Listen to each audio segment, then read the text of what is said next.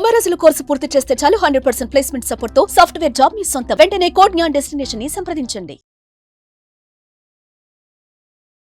సుమన్ టీవీలో మీ personal and business promotions కోసం కింది నెంబర్కి కాంటాక్ట్ చేయండి. నమస్తే విజయ పెద్దన గారు. నమస్తే ఉషా. వైఫ్ అండ్ హస్బెండ్ ఇద్దరి మధ్య ఎవరైతే హస్బెండ్ ఇంట్లో మౌనంగా ఉంటూ ఉన్నారు, ఎక్కువ ఇంటరాక్ట్ అవ్వట్లేదు, చాలా కామ్గా ఉంటున్నారు అంటే దాని అర్థం ఏంటి? వాటి వల్ల వచ్చే కాన్సిక్వెన్సెస్ ఏంటి అంటే రిలేషన్షిప్లో?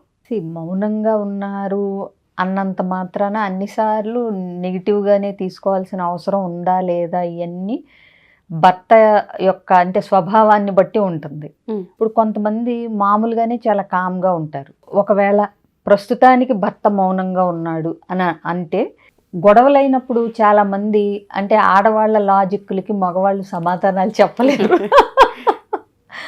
వీళ్ళు వేసే లా పాయింట్లకి వాళ్ళు ఆన్సర్ చేయలేక ప్రతి భర్త నుంచి జీవితంలో ఒక్కసారన్నా ఈ డైలాగ్ వస్తుంది. ఏంటంటే మా ఆవిడ లాయర్ అవ్వాల్సింది పొరపాటున ఇలా అయ్యింది, కానీ ఆవిడ ఏ ఉద్యోగం అన్నా చేయలేమండి.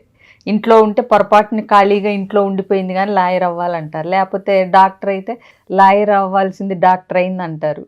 అలా సో అంటే ఏంటంటే ఆడవాళ్ళకి ఏదైనా మొత్తం అదేంటి పాయింట్లు మాట్లాడుతూ ఫైట్ చేస్తూ ఉంటారు ఆ భర్తలతో. అంత ఓపిక తీరిక అంత తెలివిగా కొంతమంది భర్తలు చేయలేరు. ఇది ఒక కోణం. కాబట్టి ఏంటంటే వాళ్ళు అడిగిన దానికి వాళ్ళకి సమాధానాలు కరెక్ట్గా చెప్పలేక చెప్పినా ఇంకా ఆర్గ్యుమెంట్ పెరిగిపోతుంది, అవతల ఆవిడ వినే పరిస్థితుల్లో లేదని తెలిసిన వీళ్ళు ఏంటంటే వీళ్ళు అనుసరించే విధానం ఏంటంటే మౌనంగా ఉండటం. బట్ ఆడవాళ్ళని అది ఇంకా ఎక్కువ రెచ్చగొడుతుంది, ఇంకా కోపం ఎక్కువ అవుద్ది అనేది వీళ్ళకి తెలియదు. ఒకటి. ఇంకోటి ఈ ఫైట్స్ వచ్చినప్పుడు అసలు ఏంటి కారణం అనేది మాట్లాడుకోవాలి. ఇప్పుడు ఒకటి ఏ సందర్భంలో మౌనంగా ఉన్నారు అనేది కూడా మనం ఆలోచించాలి. ఇప్పుడు గొడవ జరుగుతున్నప్పుడు మౌనంగా ఉంటే ఇప్పుడు నేను చెప్పిన కారణం.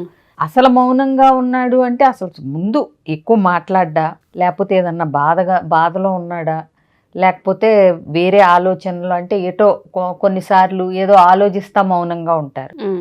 సో ఏ సందర్భంలో మౌనంగా ఉన్నారన్న దాన్ని బట్టి సపోజ్ మీరు ఏదన్నా కొనమని ఇంటికి కావాల్సిన వస్తువో మీకు కావాల్సిన వస్తువో కొనమని అడిగారు, చూద్దాంలే అని వాళ్ళు మౌనంగా ఉండిపోయారంటే ఇప్పుడు కొనటం ఇష్టం లేదు అనేది మీకు అర్థమవుతుందా? లేదా అంటే అడగాలి ఏంటి ఇప్పుడు కొనే పరిస్థితి ఉందా లేదా, అలా మౌనంగా ఉండే బదులు ఏదో ఒకటి చెప్పండి అని.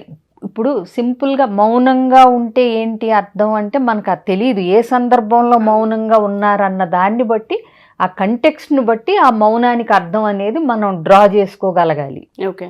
ఆఫీస్లో ఏదన్నా లేకపోతే ఏదన్నా ఒక నెగిటివ్ సిచ్యువేషన్ జరిగింది అనుకుందాం. సో దాని ఆలోచనలతో సతమతమవుతూ మౌనంగా ఉన్నారు అనుకోవచ్చు. లేదా ఫైనాన్షియల్ ఇబ్బందులు ఉన్నా లేకపోతే ఏదన్నా ప్రాబ్లమ్స్ ఉన్నా కొంచెం 1-2 రోజులు వాళ్ళు డల్గా ఏదో పని చేసుకుంటూ ఉంటారు కానీ కొంచెం కామ్గా ఉంటారు. కొంతమంది దాన్ని ఇవన్నీ వచ్చినప్పుడు ఒక్కొక్కళ్ళు ఒక్కొక్క రకంగా ఎగ్జిబిట్ చేస్తారు. ఆ స్ట్రెస్ని ఒక్కొక్క రకంగా పైకి వ్యక్తపరుస్తారు. ఇప్పుడు కొంతమంది కామ్గా సైలెంట్గా ఉండి వాళ్ళల్లో వాళ్ళే దాన్ని సెట్ చేసుకుని రావటానికి కొంతమందికి 2-3 రోజులు టైం పడుతుంది. ఈ లోపల మీరు మౌనంగా ఎందుకున్నారు, ఎందుకు మాట్లాడరు ఇవన్నీ సాధించే బదులు వాళ్ళ వే ఆఫ్ కోపింగ్ స్కిల్ అది అనేది తెలుసుకుంటే వీళ్ళకి ఇబ్బంది ఉండదు. మగవాళ్ళు కూడా చెప్పగలగాలి అది. అలా మౌనంగా ఉంటే ఏంటి అర్థం? మమ్మల్ని నిర్లక్ష్యం చేస్తున్నారు అనుకోవచ్చు ఆడాళ్ళు, లేదంటే మేమంటే వాల్యూ లేదనుకోవచ్చు, లేదంటే ఇష్టం లేదనుకోవచ్చు. ఇన్ని రకాలుగా అనుకునే అవకాశాలు ఇచ్చే బదులు నా మూడ్ బాగాలేదు, సెట్ అవటానికి కొంచెం టైం పడుతుంది, అప్పుడు తర్వాత నేనే మాట్లాడతానని చెప్పారనుకోండి ఇబ్బంది ఉండదు. లేదా కొంతమంది బాధని తమలోనే దాచుకుంటారు.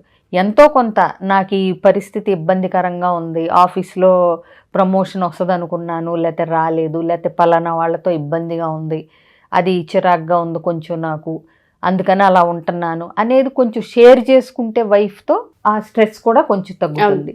ఏది చెప్పకుండా ప్రతిదానికి మౌనంగా మోగగా ఉంటే ఆడాళ్ళకు కూడా ఇంట్లో ఎలా ఉండాలో అర్థం కాదు. ఎగ్జాక్ట్లీ. ఇప్పుడు భర్త వస్తాడు ఇంటికి, మౌనంగా కూర్చుంటాడు, ఏమనుకోవాలి? ఈవిడికి కాలక్షేపం ఏముంటుంది? సరే ఈవిడ ఉద్యోగస్తురాలే అనుకుందాం, పోనీ ఖాళీగా ఉండకుండా. వచ్చాక ఆవిడ ఆఫీస్ కబుర్లేయో గలగలా చెప్పబోయింది అనుకోండి, ఈయన రెస్పాన్స్ ఇవ్వకుండా మౌనంగా కూర్చుంటే ఆవిడకి ఉత్సాహం అంతా నీరు గారిపోతుంది. కోపం వచ్చినప్పుడు మౌనంగా ఉండటం అది గొప్ప. ఊరికూరికే మౌనంగా మాట్లాడకుండా ఉండటం అనేది ఇంట్లో అంటే డిస్టర్బెన్సెస్ నే క్రియేట్ చాలా ఎక్కువగా. ఎస్పెషలీ వైఫ్ మీ నుంచి ఒక సాంత్వన కానీ, ఒక మాటలు కానీ, లేకపోతే ఒక ఓదార్పు కానీ, ఒక షేరింగ్ కానీ, ఇలాంటివన్నీ ఎక్స్పెక్ట్ చేస్తున్నప్పుడు ఈ మౌనానికి రీజన్ మీరు చెప్పకపోతే కనుక అది చిన్న విషయంగానే కనపడినా కానీ అసంతృప్తులు పెరిగిపోతూ ఉంటాయి భార్యలకి. ఎగ్జాక్ట్లీ. కాబట్టి ఏంటంటే మౌనం మంచిదే కదా అంటే ఎప్పుడు మంచిది? కోపంలో మంచిది, అవతల వ్యక్తిని శాంతపరచడానికి మంచిది. అది కూడా మనం చెప్పి పాటించాలి. కాసేపు ఆగితే మన గొడవ సద్దుమణిగితే మౌనంగా ఉందాం, అప్పుడు తర్వాత మాట్లాడుకుందాం అని చెప్పి కాసేపు కామ్గా ఉందాం అని చెప్పినప్పుడు అది మంచిది. లేదంటే చెప్పానుగా, అది గోడతో మాట్లాడుతున్నారా లేకపోతే మనతో మాట్లాడుతున్నారా అనే ఫీలింగ్ క్రియేట్ చేస్తుంది అవతల వాళ్ళకి. ఇంకొకటి, నువ్వు ఏదన్నా మాట్లాడుకో నాకు సంబంధం లేదు అని మౌనంగా ఉండొచ్చు, అది ఇంకా ఇబ్బందిగా ఉంటుంది మనిషికి. ముందు రెస్పెక్ట్ ని ఇవ్వనట్టే. అదే గొడవ జరుగుతున్నప్పుడైతే ఇంకా ఫ్రస్ట్రేషన్ వచ్చేస్తుంది అవతల వాళ్ళకి. సో అందుకని ఏంటంటే మౌనం ఏ సందర్భంలో పాటిస్తున్నారు అన్న దాన్ని బట్టి ఆ మౌనం ప్రశాంతతని క్రియేట్ చేస్తుందా ఇంట్లో, లేకపోతే యుద్ధాన్ని క్రియేట్ చేస్తుందా అనేది చెప్పలేం మనం. కాబట్టి ఏదైనా సందర్భాన్ని బట్టి చెయ్యాలి. మౌనంగా ఉండటం మంచిదే, ఎప్పుడు అన్నది చూసుకుని ఉండాలి. ఎగ్జాక్ట్లీ. మీరు అన్న దాంట్లో 2 పాయింట్స్ చాలా క్లియర్గా కనిపిస్తున్నాయి. ఒకటి అసంతృప్తి అండ్ దాంతోపాటు 2 అవతల మనిషిని రెచ్చగొట్టేదానికి. ఈ రెండిటికి చాలా ఎక్కువ బీజం ఉంటుంది మౌనం అనేది. ఏదైనా సరే కాన్సిక్వెన్సెస్కి దారి తీయకుండా ఉండేలా బిహేవియర్ అనేది చాలా ఇంపార్టెంట్, బోత్ సైడ్స్ కూడాను. ఈ 2 పాయింట్స్ మగవాళ్ళు ఒకవేళ మౌనం కనుక పాటిస్తూ ఉంటుంటే వీటిని తెలుసుకోవాలనే కోరుకుందాం. అలా అని మౌనంగా ఉండటం తప్పు కాదు, కాకపోతే నీ మౌనం ఎందువలన అనేది అవతల వాళ్ళకి చెప్పండి. సో దట్ వాళ్ళు కూడా మీ మౌనాన్ని అర్థం చేసుకుంటారు, గౌరవిస్తారు, మీకు తగిన స్పేస్ ఇస్తారు. అప్పుడు ఆ మౌనానికి ఒక అర్థం ఉంటుంది. అది. Thank you ma'am, thank you so much.